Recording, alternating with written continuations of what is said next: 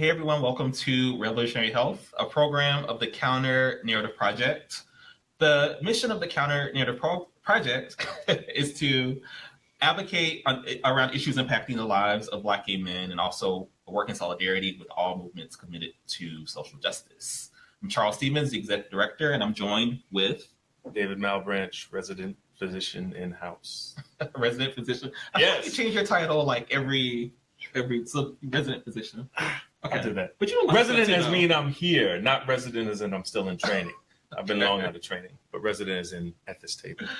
All right. Today we have heard loud and clear. Let's see who's with us. Hey, Melissa Smith. How are you? I see Anthony Antoine with us. Hey, Anthony. Why don't we begin with discussing BuzzFeed, right? I know we've gotten a lot of feedback about BuzzFeed and people wanting us to discuss it. Just a few facts, and this is according to, BuzzFeed, Grindr. And according to BuzzFeed, they did a really great report on what was happening with Grindr. And essentially, Grindr was sharing HIV status info with other companies. Mm-hmm. Let me begin by saying that Grindr said it would stop sharing HIV status information with other companies. So that's like the latest as of, I think, this afternoon or this evening. But essentially, Grindr, which has, this is again according to BuzzFeed, they have like 3.6 million daily active users across the world, and they've been providing its users HIV status to other companies. And so essentially, because the HIV information is sent together with the user's GPS data, phone ID, and email, the thinking is that it could identify specific users and their HIV status. Right. I also want to Center for HIV Law and Policy had a really great Facebook status update about it, and they were saying that after an unsatisfying first response, Grindr is now changing their policy and will not share the HIV status data of their users with third-party software developers. Disclosure and confidentiality have always been major concerns for people living with HIV who face stigma, discrimination, and criminalization based on their status. Right.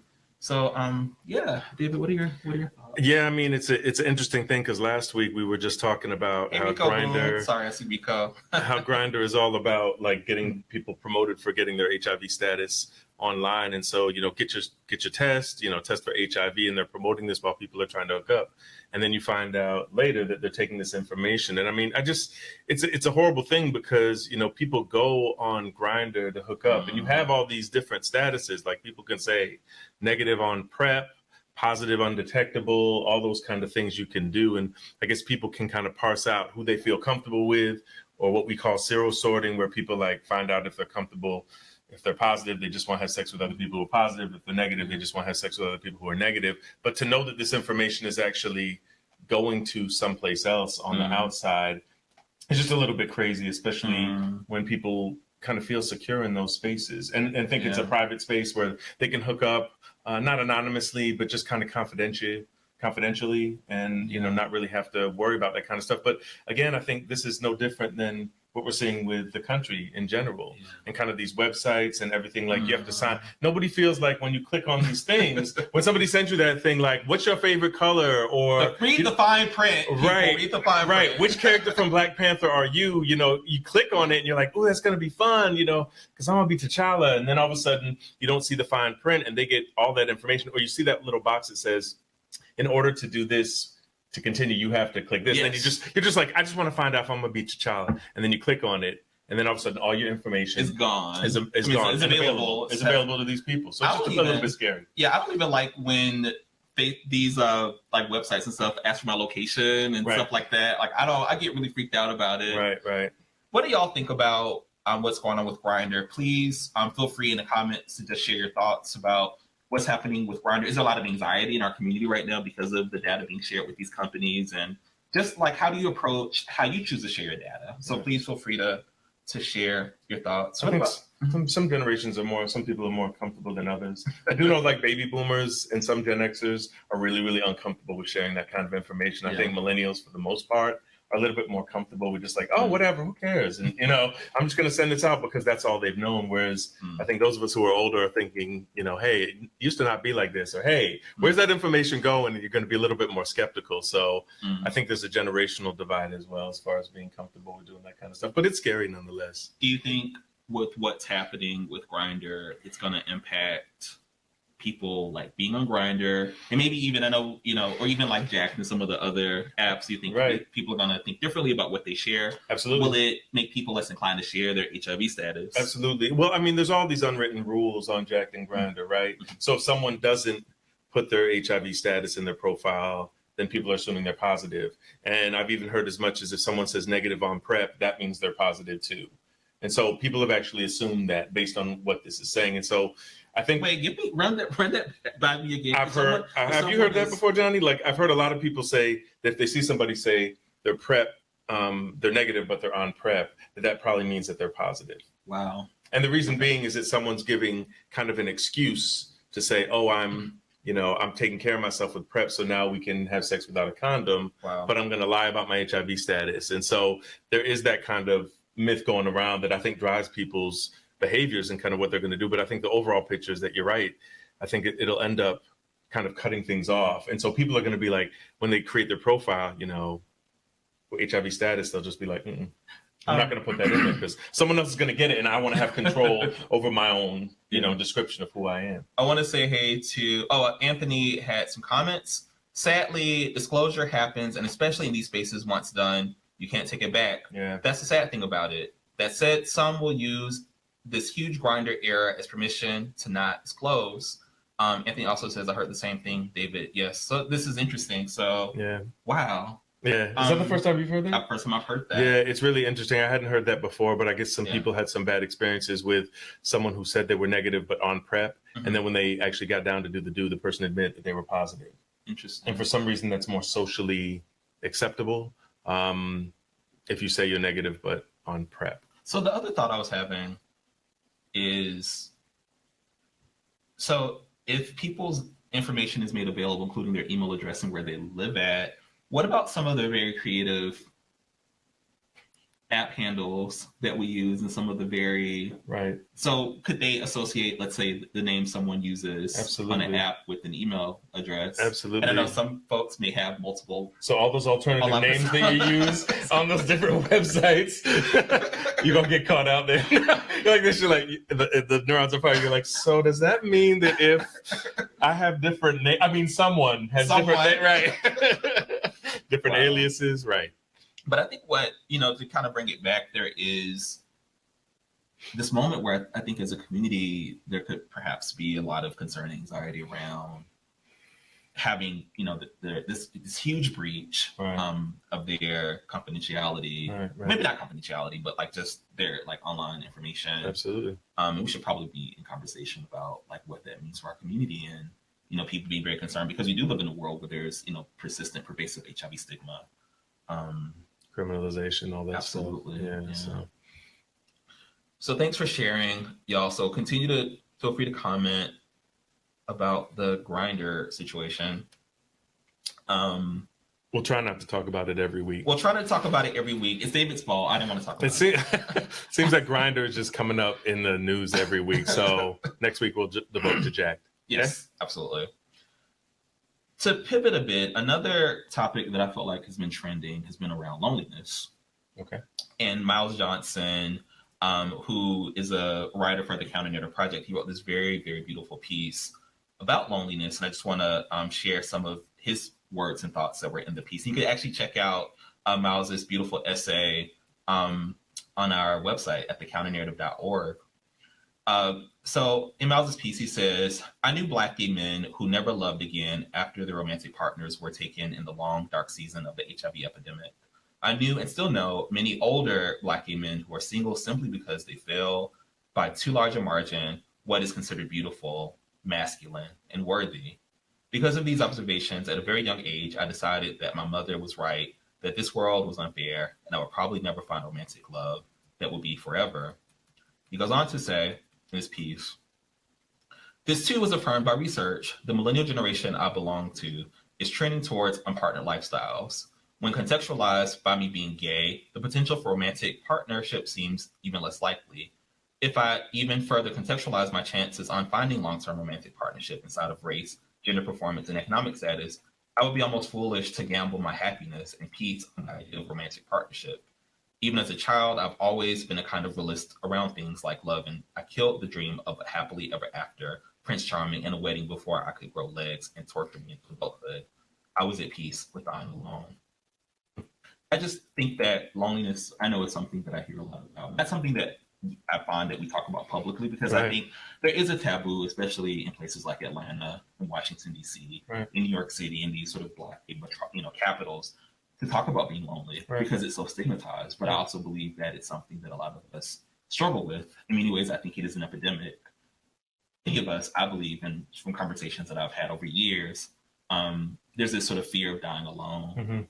This sort of image is a black man dying alone in his apartment. Like I think so many of us are haunted by that. And I was wondering, and there are obviously health implications too around feeling lonely. And I was just wondering, what are your thoughts about how to grapple with loneliness? Yeah, I think I think it is a mental health issue. I think it's something that we don't look into enough. I think I kind of the way I unpack things is that I kind of buck against the system, like, in Miles's essay, beautifully written. I have to read that whole thing. But, when he's sitting there saying that, he wasn't able to have that kind of Prince Charming, I kind of push back against that Prince Charming thing. Like, well, who the hell made that Prince Charming fairy tale anyway? That we would feel pressured that this is what we'd have to do in order to have some kind of fulfillment. And I think, we can be pressured into thinking we're lonely because we're living up to expectations of what society thinks we want to do. I'm just a firm believer that every individual who lives and journeys on this earth has a purpose. And not everybody is meant to be partnered. There are some people that have partners for certain times of their lives. Maybe they have their soulmate, whatever you consider a soulmate or however you define a soulmate to be, when they're younger, and then they spend the rest of their life alone. Sometimes it would be in the middle. Sometimes people don't find their true romantic partner till they're 60, 70. And so, or some people don't find it at all. And so I think there's always this distinction of, kind of loneliness and being alone. But I think the very real pressure to kind of have this relationship, this type of relationship, this norm of relationship, which obviously is based in some kind of heterosexual paradigm, puts a lot of pressure on us. And it's harder. I think it's harder for us as Black gay men to find a compatible relationship. I think just dudes in general, it's harder for us to, fit into a relationship because we're working against a lot of gender role norms that we've been socialized to believe. With women and men, if it's a heteronormative relationship, people have their roles. And so, and even now people are bucking against that, but like the traditional gender roles are still there even in 2018. As much as people fight against them, they're still there. So it's just, to me, it's trying to put a square peg into a circle hole. And I just think, I don't think anyone's wrong for having those expectations. But once I turned 40, I remember a lot of my colleagues in cohort in the Generation X were saying, I don't want to die alone. And people seem to be extra thirsty about finding a relationship and getting after 40, you said, and getting booed up. And it was like, oh my God, I'm 40. So it's all over after this. And if I don't find a partner now, I'm going to be all alone. And that's a real thing for a lot of us. And I don't know what the answers are or what, how we can kind of extract someone from the matrix, so to speak, from you're programmed to think that you have some kind of deficit. And I see things on Instagram, Facebook, everything all the time, where it's almost like being single.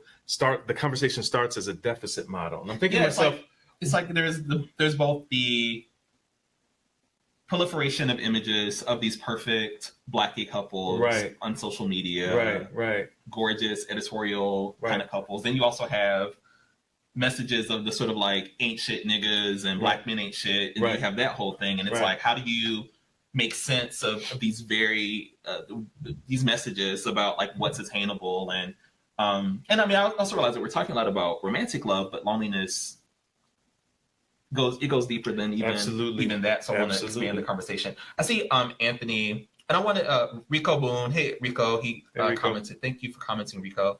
On the Grindr situation, we'll go back to that. But Anthony Antoine comments, love is love. Understanding has changed my life and perspective on living romantic love. Honoring love amongst my friends, really honoring friendships, family as love, not discounted love, but love helped to heal me and open my life to be ready for romantic love. This is my story. Amen. Thank you.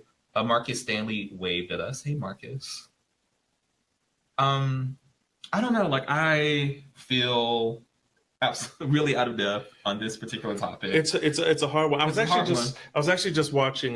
There's a great documentary tomorrow is the 50th anniversary of Martin Luther King Jr. being assassinated. And on HBO, they have a documentary that chronicles the last few years of his life. Mm-hmm. And what I learned a lot, this documentary is absolutely amazing. And they kind of couple it with old footage versus or coupled with interviews with, famous luminaries from back then and famous political activists, John Lewis, Jesse Jackson, a whole bunch of other people, Andrew Young.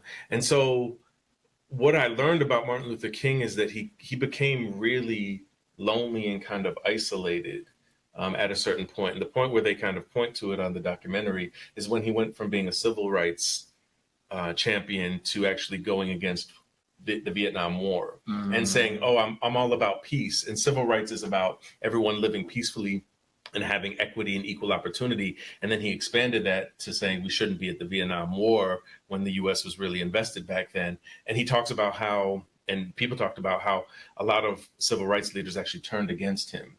And the Black community turned against him and people didn't want to hear him talk anymore. And just how isolating that was and how he was always traveling. He was away from his family, this, that, and the other. And I say that not to say that Martin Luther King is same gender loving or anything like that. Like, I'm not suggesting I don't want to get hate mail. No, yeah, don't do anything like that. But I do think that this is a thing that happens to a lot of Black men. And I think a lot of us go through this thing where we're traveling, we're working, we're taking care of this, we're making certain decisions based on certain parts of our lives. And then all of a sudden something happens and we lose footing, whether it be friends, family, someone else, and it can become a very lonely existence. How do you in your life deal with loneliness, or if you ever feel lonely, how do you handle it? And what advice do you give other people around it? Yeah, I think for me, I've felt lonely a few times in my life, but most of the time I actually enjoy because I'm an introvert. I like being alone. So the times when I'm spend alone, I'm really, really happy because I'm recharging, because my work involves me to travel. It involves me doing public speaking, talking with patients, talking with other people, mentoring. So I'm constantly around people and getting that energy. And so when I get to by myself, like I'm full. And I'm full almost to the point of being overrun. And so I have to kind of recharge myself and kind of get some things together. But I think, if people are dealing with it, I think that the first things you have to do is acknowledge it. Like, oh, shit, I'm feeling lonely right now. Or, oh, shit, I want somebody here with me. And you can call, like Anthony says, you can call a friend, you can call a loved one, call a family member, FaceTime, do whatever you want. But I think the first acknowledgement is to say, I'm feeling some kind of way. And just allow it to wash over you and say, hey, this is something that's real. I'm not going to act like it's not happening, or I'm not going to front like everything's okay. And then move from there. At least that's what I do. But the times that I felt lonely, I try to reach out to people. Other times I just like, screw it. I'll just go to bed and do that. I don't know about your advice. I'll just go to sleep. That's just how I handle it. But I mean, that doesn't mean how it's for everyone. How do you handle it? That makes you think I'm lonely. No. I think one of the things that I've accepted, and I know this might sound a little self-righteous, is that leadership is a lonely path, I believe. And oftentimes when you're someone that, if you think outside the box, I feel like we romanticize forward thinkers or, visionaries, or these people that are iconoclastic. I mean, after they're dead, but I mean, it can be really, if you're not going with the flow, if you're, bucking against the system, it can be really, really, I mean, it's almost like an occupational hazard, especially for a lot of activists. Yeah. Especially, and then when you're around people a lot, I mean, you could be around people and still feel very detached. Oh, absolutely. Isolated. Absolutely. You could be in a crowd. And feel completely, or you could be at a party with a bunch of friends and feel very alone. So part of it is that I accept that part of what it means, at least for me, I mean, every experience is different, is that oftentimes leadership is gonna, you're gonna feel kind of alone sometimes. Right. And that's just part of what it means. I try to think of it kind of like a fever. Mm-hmm. It'll run its course. So it's like, okay, in this moment, I might have this intense feeling of loneliness, but I know this isn't the permanent situation. Right. And then sometimes, David Malebranche might text me and ask me about a horror movie, or I might get a call, or, or I might even just... Johnny may say, what's up? Johnny, and that's why, I mean, I'm a firm believer just checking on people, like asking about people. Right. Because, I mean, that might be the only person they talk to.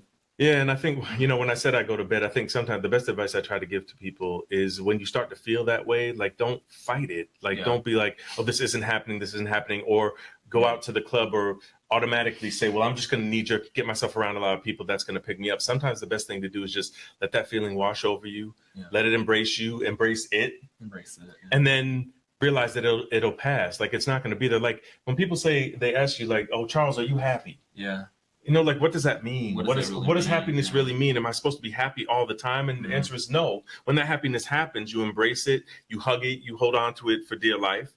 And then it'll pass, and there'll be a time when you're not so happy, or you're upset, or you're sad. And so I think it's important to kind of acknowledge these feelings and the continuum, the journey, wherever it goes, up or down, just to be in the moment and then let it pass and, you know, kind of move on after that. I see Randy has joined us. Hey, Randy. And I also want to acknowledge Jay Anderson Lester. Hey there, thanks for joining us. I mean, I guess if we had to give advice, because I think that people are going to want answers to how to deal with loneliness, I would just say that, one, just reach out to people yourself. Like, if you're feeling lonely, like, I think sometimes it's hard when you're in the moment, because it can often sort of lead to a lot of negative thoughts trending in your mind about your value, about your worth, but really just breaking out of it, like reaching out to people, sending texts, you know, saying hello. I actually think pulling away from social media sometimes might help with feeling lonely. Yeah, I would agree. I think it can be so overwhelming, especially when everyone on Instagram seems to be so happy all the time, and they're doing everyone's booed up, and everyone's, you know, like, everyone's smiling, climbing a mountain, traveling to the next place. Yeah, it can be kind of hard. What do y'all think in the comments? Let us know, what are some of your thoughts about how you deal with loneliness? Like, what advice would you give, especially to Black gay men, perhaps of a certain age? Like, I know we haven't talked about aging yet, but, like, what does it mean to be, you know, good topic to tackle. But how you do, and also the younger Black gay men. Absolutely. You know, what are your thoughts? Anthony actually comments, some of us in relationships should be accountable to communicate, even on social media, the highs and lows of our relationships. Romanticizing BGM, who are couples, and social media can add to this feeling of loneliness. Absolutely. But trust, even those in relationships experience loneliness. Trust. Go ahead, Anthony. Go off, Anthony. When are we going to have Anthony on here? I invited Anthony, Antoine. You have a standing invitation to be on Revolutionary Health. Absolutely. And share your brilliance with everybody. I think there's no right answers to it. There's not a right answer. There's only a right answer for you. But it's interesting because a lot of people do feel a certain kind of way when someone presents, especially if you're in a relationship, and there are certain people that have to post their relationship, every aspect of their, and they're happy, they're traveling, they're doing this, that, and the other. And the interesting thing is that every time I've seen that happen, there's a point where the pictures stop being posted, and everybody knows on the other end that there's a breakup or there's something bad. And so I think to Anthony's point, like, point some of the bad stuff. Like, you could say, I got in a fight with Boo today, and we pissed each other off, or we did whatever. I know if I dated somebody, they post our business on Facebook. Right, you could do that. That's going to lead to some other stuff. Go mess that up. But I mean, some people could do that instead of always the happy things. But I mean, people don't use social media to talk about how shitty things are. Like, people don't do that. They're talking about how much fun they're having, what they're going to do next, what their plans are. Unless it's political. Right. Here's some really great insight from Rico. Being alone can definitely have its advantages because it allows me to recharge and focus on things like work, considering my own needs, etc. All right, introverts. Amen, Rico. Amen. But there's no denying that being in a relationship has dramatically improved my life in terms of managing the stresses of daily living, working and take care of my health. Research among older LGBT folks have already shown that there's benefits of marriage, so I wonder how long it will take for those benefits from marriage to impact men of color who love men on larger systemic level. See results from the National Health, Aging, and Sexuality Study. Come on, academic. Rico Come on, academic. And brought the receipts. He brought the receipts and didn't care. But there's not a lot of stuff with black and brown gay men with regards to aging. And so a lot of stuff are kind of general gay men, which the samples are predominantly white. Absolutely. And so I think there needs to be more research and studies, an inspection done of Black gay men and how we age and kind of what we go through with our health, with our mental health, with our... Absolutely. As a doctor, do you find yourself inquiring about... I know you don't ask your patients, like, are you lonely? But do you ever, like, go into that with... I mean, I will. I'll ask. Sometimes you can And ask. should doctors actually go into that? I think they should. Yeah, and you don't have to be a psychiatrist or a therapist to ask that. Hey, Art Jackson. So I think you can kind of say stuff like, how's everything at home? How you doing? Do you ever get lonely? Do you ever, this is that and the other. The thing is, I think with providers, medical people, if you have like 15, 20 minutes to see somebody, it's not a counseling session for an hour. Yes. So you have other patients kind of lining up. So you physically do not have the time, or else the administration will get on you because you're not seeing enough patients, you're not billing, you're not pulling your weight. So it makes it a little challenging, but like a therapist obviously can ask that. But I do think it's within the realm of possibility that any primary care doctor, nurse practitioner, PA can ask that question, like, hey, how you feeling today? Do you ever get lonely? How's your mental health? Do you get down? Do you get down? What? You get down, like okay. sad. Okay. Like that's you said, do you get down?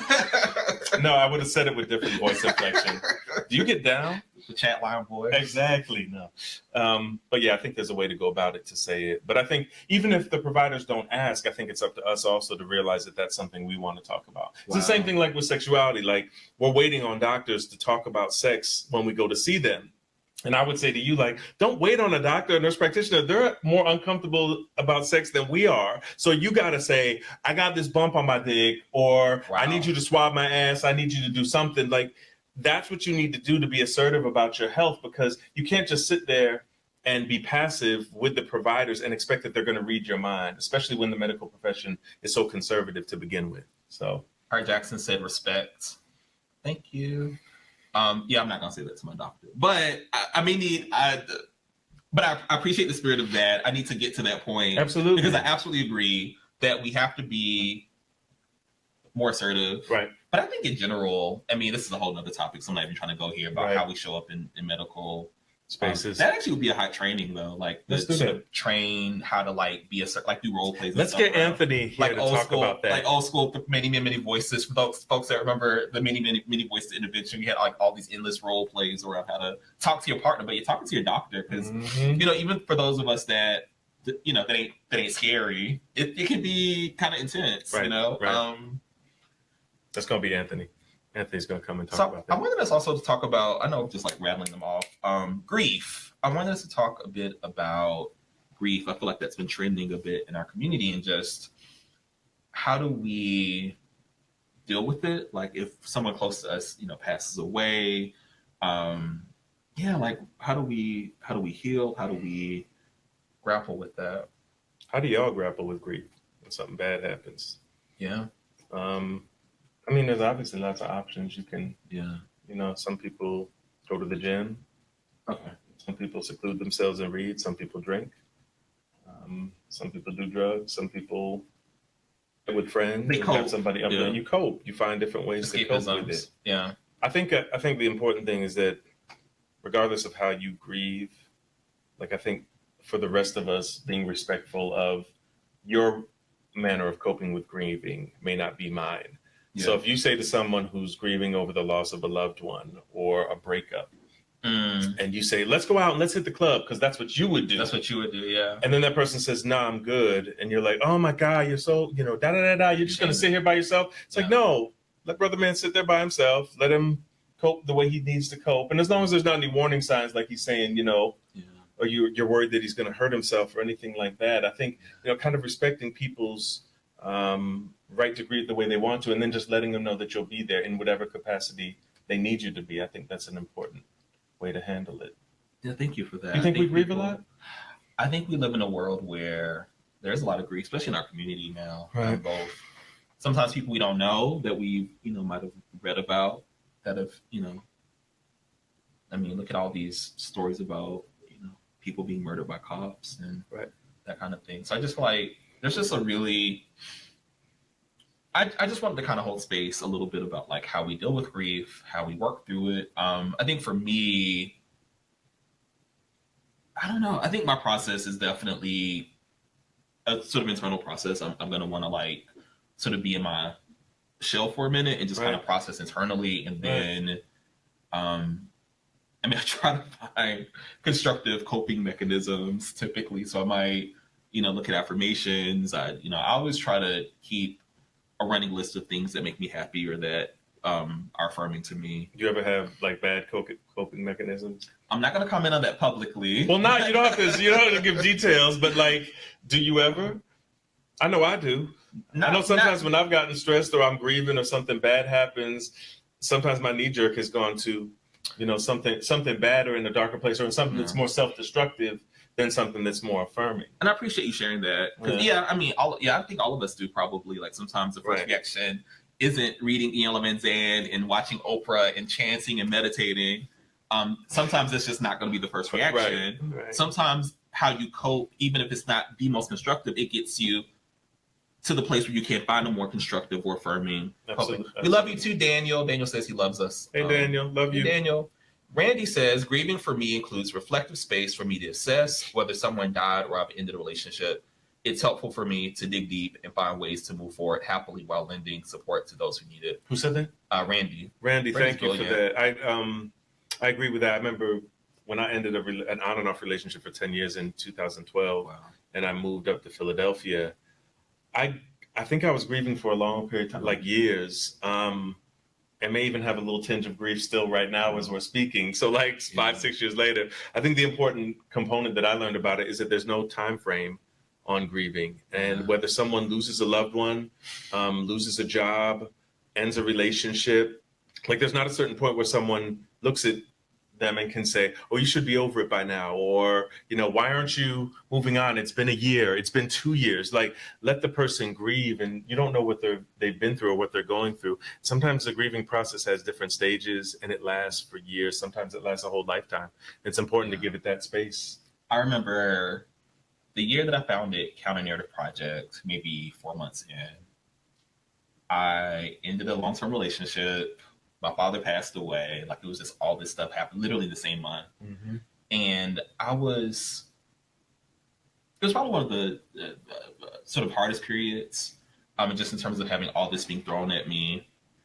But I also remember in the process of the Counter Narrative Project, like starting to do this work, it was so restorative to me. So even though I was really sad about, the ending of a relationship with someone I thought I was going to be with for my entire life, and realizing that wasn't at all what that needed to be. And then losing my father, who I'm still, I think in many ways, still grieving. But just being able to help co-create this community of warriors, of dreamers, of visionaries, held me down so much. And just getting up every day and or because I think at the time, so I was planning the Blueprint Dialogue, which was our first sort of like event. And it really held me in many ways. And just being around community and being able to talk about it was profoundly affirming in so many ways. And I mean, I know that work is probably I'm not saying that work itself is the way to cope, but it was something about in the work, having this community that, because we talk a lot about self-care, but I'm like, sometimes, I mean, I don't think that self-care should be at the expense of other people also caring for you. You know what I mean? Right. It shouldn't be, because I think sometimes it's like this sort of rug. You should be able to pull yourself up by your bootstraps. Right. And I think we absolutely as community need to, check on each other and affirm each other. And that's just kind of how it is. Yeah, and therapy for Black gay men doesn't mean we have to go see a therapist. Yeah. Or we have to go, like sometimes, I say this about church all the time, and I just realized that I was I defined agnostic wrong. Agnostic, I guess, means from textbook definitions mean you don't either verify or... It's like you question the existence of God. You question the existence of God, or you're an atheist. And I'm kind of like, I believe there's a higher power, but I don't believe in all the religion, which I guess is spiritual. Well, maybe spiritual at the end of the day. And I forgot the reason why I was bringing up that story. But I think with grieving, you can find a way to do that. And so it could be work. And we don't go to therapy per se. And so, this is the point I was wanting to make. A lot of people say, I go to church every Sunday. And to me, like my church could be the Revolutionary Health Crew every Tuesday. It could be fellowship with some friends on a Friday or Saturday night. It could be a 2-hour car ride with a bunch of sisters who work in HIV prevention and treatment, who are driving me from the airport to my thing. And the way we collaborate, the way we talk, the way we interact is like church. So you can find therapy and you can find ways to help you cope with grieving in a million different ways, and even work. Like, I don't think it's a bad thing. People say it's workaholic. It's almost like sometimes when you're grieving, you can find your mission in life. You can find your destiny. You can find what your so-called ministry is, without the religious connotation, but like a ministry meaning like your calling in life. And so you can find that just because you put your heart and soul into it, that can be as meaningful to you and restorative of your spirit as the people that you're serving. And so it's really nice to kind of have those outlets. I don't think there's a right answer to it. I think everyone needs to cope with grief and do the things that they can do anywhere they can. One thing that I do think is really important, whatever strategy you take, is to talk about it. Right. Like, I mean, when you're ready, but I found that getting it out of my head, but just being able to talk about it is really, really, really, really important. Right. I just want to read this comment by Randy, who says, I was going through a very tough breakup and I'm sorry. I was going through a very tough breakup and and then came Charles and CMP that helped me so much. Thankful. Thank you, Randy. See? Rico shares, simply telling each other, I'm here for you during times of tumult is enough to have a large impact on us when we're going through rough times, even just being physically present for someone without even talking or doing anything particular. Rico, I really appreciate you sharing that, because I mean, there is something about just being in the presence of people. Like, you don't always have to, sometimes people are like, well, I don't know what to say. I don't know the right way to say. You don't have just to. being present physically. Just be there. Just being there can make such a huge difference when people are going through stuff. So thank you for that. I think I said I want to talk about one more thing that was like. Sure. But I ain't got nothing but time. Oh, we have to end things? Huh? Oh, allergies. That's what we're going to talk about. Okay, Allergy season. We know I'm from Atlanta. Because I'm from Atlanta, like I was born in Atlanta, I'm a Grady baby. City of Atlanta, like the whole checklist. I'm immune. I don't have that issue. Like, I don't have the Atlanta pollen stuff that everyone has. Sure. I'm immune. I know. I believe it. I'm saying sure. I'm agreeing with you. Yes. Yes. Sound like you don't believe it. Oh, no. I do believe it. Absolutely. I hope my face didn't say that. So yes, please give advice. Oh, is this the medical part? So okay. Well, it's all like. Yeah, it's all health, but like, I guess this is where I get to wax. Be really Dr. Traditional. David. Yeah. Be very Dr. David-y. So allergy season is upon us. And so a lot of people are going into clinics and having struggles with allergies. So the symptoms can vary. A whole bunch of different things you can have. You can have itchy eyes, congestion, obviously, a cough. You could get a rash on your skin if you're driving or walking through a patch of pollen trees, and some of the pollen falls on your skin. You can have a reaction to that. Some people feel profoundly fatigued when they start getting allergies, because your immune system is just kind of acting up and going crazy with everything. I think some of the things that have worked for a lot of people, and I don't always go to traditional medicine stuff. For the traditional medicine people that enjoy that kind of stuff, antihistamines, things like Benadryl, although it'll make you really sleepy, Claritin, Allegra, and Zyrtec are three or four of the major ones that we see around. I use one called Alivert, which is a dissolvable pill. It's basically Claritin, but you can put it on your tongue and it dissolves in your mouth. Other people use nasal sprays like Flonase and Nasonex, because so you can use a couple sprays in your nostril and then kind of go from there. One of the things I try to tell people is that when you have a lot of congestion in here, it'll drip in the back of your throat. It's called postnasal drip. And when it drips in the back of your throat, it'll drip on the top of your trachea, which is the tube that leads to the lungs. I'm getting really doctory. I love this. And so he likes when he gets to be really doctory. Exactly. And so when it gets on the tip of that of your trachea actually goes into spasm. Mm-hmm. And so sometimes you can have it if you have a dry cough, like if you keep finding yourself coughing and coughing and coughing. Ask yourself, did you have asthma as a child? Does your family have a history of asthma? And what we call asthma, there's a different phrase for it now. It's called reactive airway disease. And what it means is that your airways are just more sensitive to things, viruses, pollen, any other cold, any other kind of agents that may cause it to react. And when your airways are spasming and tightening up like that, you can have a lot of cough. So if you have kind of this dry cough that goes in fits, you may need a breathing treatment or an inhaler, similar to the inhalers that asthmatics use. To kind of get inside your lungs, cause your airways to kind of relax, and then go from there. But there's a lot of treatments you can give from a traditional medicine standpoint. One of the things that's a little bit more holistic is that if you live in any kind of area, go to a local farmer's market or go to a side store and get some locally grown honey from bees that are in the area, because the bees obviously are in contact with the pollen And you can put that honey in your tea or do something like that, and that'll actually boost your immune system and kind of help ward things off. So I've had a lot of patients who have told me that getting locally grown honey and mixing it with tea or putting it on whatever else you're eating or drinking is actually very helpful, and then sometimes even more helpful than the nasal sprays or the antihistamines I talked about. That is absolutely incredible. See, wow, Good stuff, that's right? some good stuff. It totally blew me away. So silly. But one more thing about allergies before we go. I'm sorry. So one more thing. People think that when you go to Atlanta for the first time, and the pollen's all around, and you're like, oh, I'm pollen's supposed to be on me, so I'm supposed to have this immediate immune response. That doesn't always happen. A lot of times, you have to be exposed to the allergen first. Your immune system remembers it. And then the next year, when you get re-exposed to it, that's when it goes crazy because your immune system has a memory. So the very first time you're exposed to something you're allergic to. Stop for a second. Your immune system has a memory. We need to It does. Your immune system has a memory. So it'll remember something, but the first time you won't have that bad allergic reaction. But the next year, when you get exposed to that same pollen, it's built up the proteins and everything else that's going to fight it.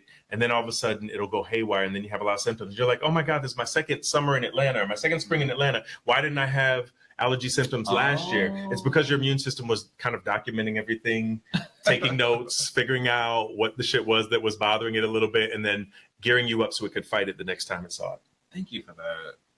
That's incredible. Good stuff. So please, y'all, as we get ready to wrap up, I know we're a little over. I know. It's like 7:41. It's all good. We're trying to be 30 minutes, but sometimes it's like just not enough time to get everything in. We had a lot of good stuff to talk about. Had a lot of good stuff. Yeah. Alvin says, great talk, guys. Thank you, Alvin. Thanks, Alvin. Randy says, that's a great fact. Wow, thanks for sharing that, Dr. Malebranche. Please, if you're watching this on YouTube, make sure you subscribe to our YouTube channel and like us on YouTube. If you're watching on Facebook, please like this video. And most importantly, please join our email list and join our counter-narrative tribe. We're doing big things, so please join us. David, do you have any depart? This is the man right here. That's all I'm saying. Join the counter-narrative. Join the counter-narrative project. Any final thoughts? No, I think we had a good discussion. Thank you, Johnny. I don't think we got too depressed about grieving and loneliness. I think there's a real topics to talk about. So if you guys want to hear more about those kind of issues, let us know. But yeah, please do. It's not depressing. I think it's something we have to talk about. And the more we can kind of talk about it, the more quote unquote normal or normalized it becomes. Absolutely. But I think we do need to talk about it, like Charles said. Yeah. All right, you guys, check us out next Tuesday. We're going to be here next Tuesday, right? We'll be here next Tuesday. Next Tuesday at 7. All right. Take care. Thanks, you guys. Have a good night.